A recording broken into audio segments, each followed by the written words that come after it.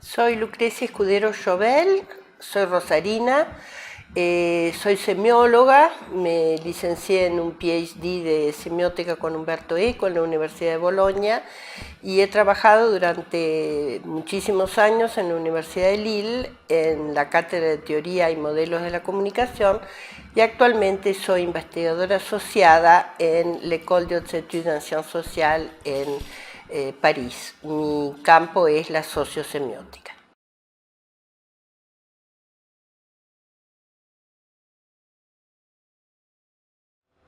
Yo estudiaba letras en la Universidad de Rosario y Rosa María Ravera, que era nuestra profesora de estética, nos dio dos libros fundamentales, que era Obra Abierta y Apocalípticos Integrados de Umberto Eco. Y yo ahí tuve una iluminación y entendí que el libro era un objeto eventualmente transitorio en la cultura y que aparecía este campo enorme de los medios de comunicación. Y a continuación de eso, en el mismo momento, porque era el año 73, llegó Eliseo Verón a dar un seminario en el Instituto Di Tella, creo, con Christian Metz, un seminario de semiótica del cine. Y bueno, yo caí fulminada por un rayo, una especie de gran coup de foudre de la semiótica. Mi pregunta era ¿por qué? Y es porque creo que el horizonte de los estudios en ese momento en letras no eran formalistas, eran filológicos. Entonces la aparición de la semiótica era una especie de metodología formal que nos permitía trabajar las articulaciones del sentido.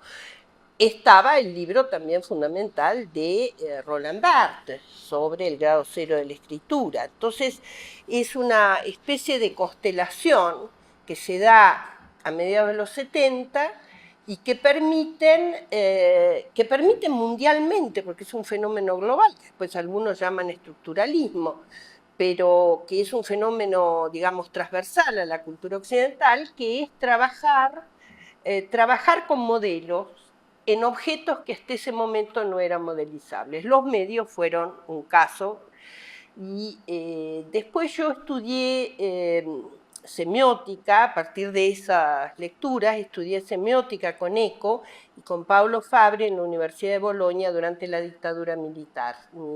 La dictadura yo la paso en Bolonia. Y ahí también iba a París y hacía los seminarios de Eliseo Verón, que en ese momento hacía un seminario muy importante de análisis del discurso peronista.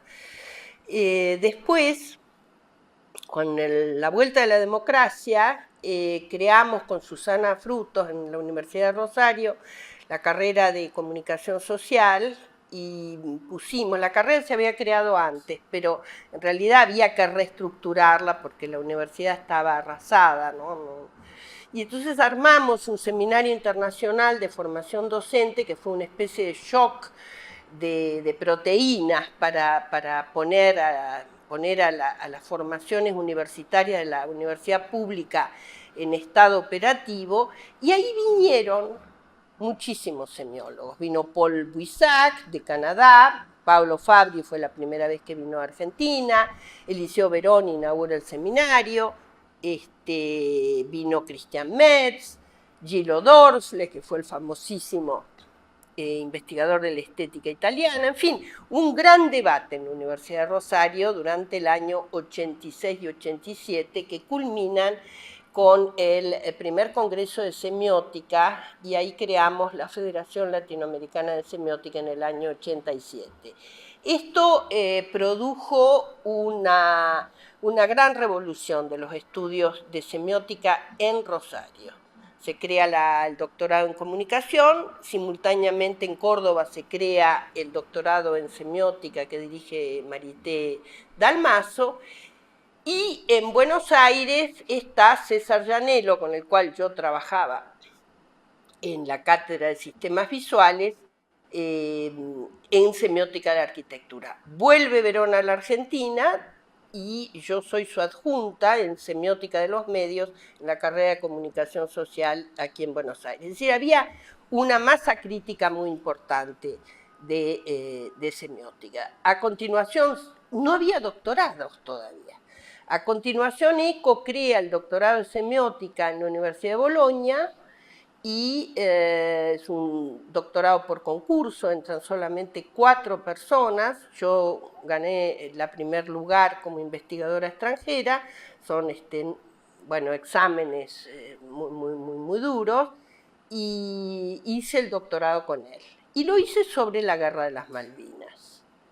Y la Guerra de las Malvinas es una especie de metáfora del funcionamiento de los medios, porque tenés todo ahí, tenés las fake news, antes que existieran las fake news, tenés el problema del relato en la información, del concepto de que en realidad la información es siempre una narración entre actores, acciones y receptores, y tenés la historia política detrás, que es mi tema, es el tema que yo estoy desarrollando en este momento, que es el discurso populista.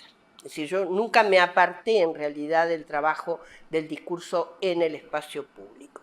Malvinas fue muy importante, el libro salió en Gediza, me hizo el prólogo ECO, después salió en inglés en 2 versiones, una vez en Canadá y otra en Londres, y Malvinas es muy importante porque además explica, digamos, un mecanismo clásico de los medios, que es el problema de la visibilidad y el problema del poder, y donde efectivamente el género de la información está muy inserto. Y después, ahora yo estoy trabajando en l'École des Hautes Études, y ahí estoy en el laboratorio Mundos Americanos, y un gran tema del cual América Latina fue también pionera, es el tema del populismo. Entonces, vamos a sacar un número de la revista de Signi sobre populismo, y yo estoy trabajando sobre esta dimensión discursiva, diría.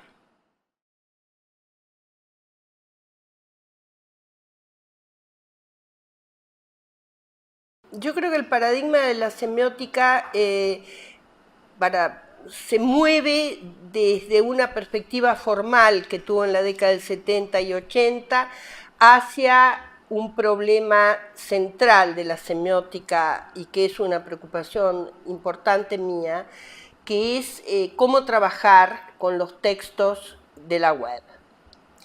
Un objeto muy importante en la semiótica es el concepto de texto y de intertextualidad, ¿no? Y de ahí se derivan los conceptos de género, transgénero, pero digamos hay un núcleo teórico sobre que la semiótica ha trabajado mucho, que es la noción de texto.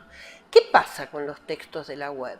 ¿Son textos? ¿Cuál es la dinámica audiovisual? ¿Qué pasa con los textos efímeros, donde no hay el trabajo de la memoria acumulativa que produce la literatura, por ejemplo? Entonces, mi hipótesis respecto al discurso populista es que la web produce, a nivel del discurso político, la ilusión de la destrucción de la mediación del hombre político.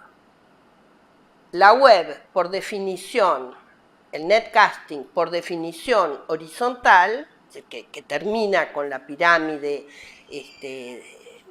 famosa del broadcasting, la web produce la ilusión de la conexión directa. Y esa interfaz que produce la web, y al mismo tiempo la presentización del tiempo, es decir, la vida en un eterno presente, me parece un desafío muy interesante, y es lo que yo estoy trabajando ahora, cómo las redes sociales remodelan el clásico discurso político que ha sido fundador también de uno de los grandes géneros de la semiótica, que es el análisis de los distintos géneros, discurso político, discurso religioso, formatos como la telenovela, en fin, ese es el gran campo de los estudios sociosemióticos, de los cuales Eliseo Verón ha sido evidentemente un maestro.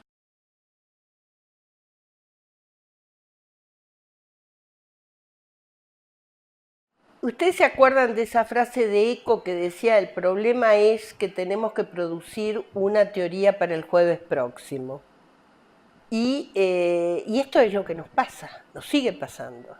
Tenemos que producir una teoría cuando los medios físicos, digamos, el objeto técnico, va mucho más allá, cuando la tecnología va mucho más allá. Por eso yo creo que un desafío de la semiótica latinoamericana particularmente, es la de armar formaciones profesionales de posgrado encapsuladas y muy dinámicas, porque la tecnología va más allá. Vos no podés trabajar en una carrera de comunicación que dure más de lo que dura un iPhone. Entonces hay que adaptar de algún modo, incorporar la idea del cambio en la formación académica, que ha sido mi campo. Yo he trabajado 50 años en institución, no quiero decir mi edad, pero he trabajado muchos años en institución. Entonces, por una parte es el diálogo Infocom, información y comunicación. Y por el otro, me parece muy interesante la irrupción de la agenda social, de la agenda de la sociedad civil dentro del territorio de las ciencias sociales. Y la semiótica, que podría haber sido, y ha sido durante mucho tiempo, una disciplina muy formalista, digamos, de construcción de objetos, tiene el desafío de construir estos objetos que la sociedad civil nos propone.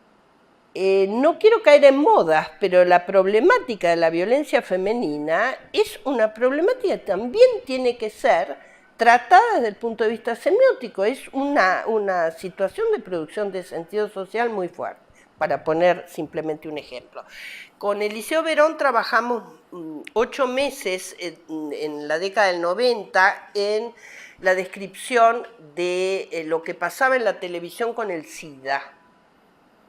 Y el SIDA fue un caso de irrupción de agenda social y médica dentro del espacio de discusión académica.